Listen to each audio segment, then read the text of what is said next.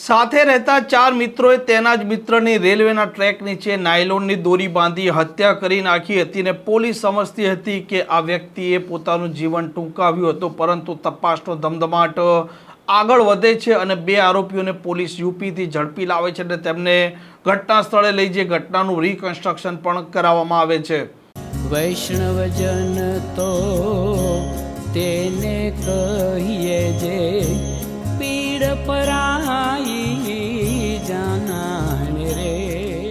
નમસ્કાર, આપ જોઈ રહ્યા છો નવજીવન ન્યૂઝ અને હું છું આપની સાથે તોફિક ગાંચી।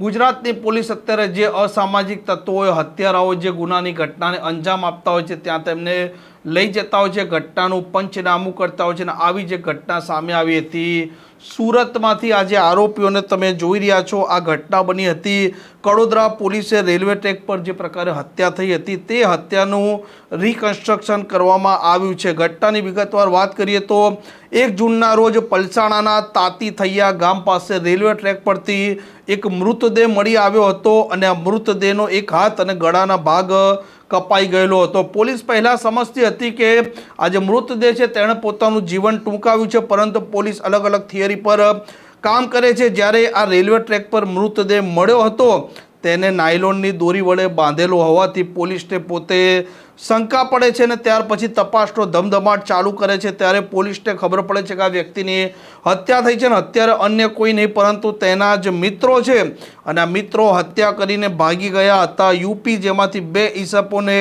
પોલીસે યુપીથી ઝડપી પાડ્યા છે અને આરોપીઓને ઘટના સ્થળે પોલીસ લાવે છે, ઘટનાનું રિકન્સ્ટ્રક્શન કરે છે અને કેવી રીતે ઘટના કરી હતી તેની પૂરેપૂરી વિગતો પણ પોલીસ મેળવે છે।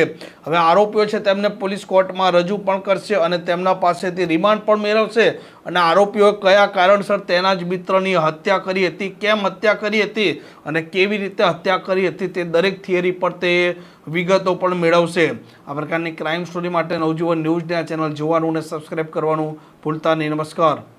વૈષ્ણવજન તો તેને કહીએ જે પીડ પરા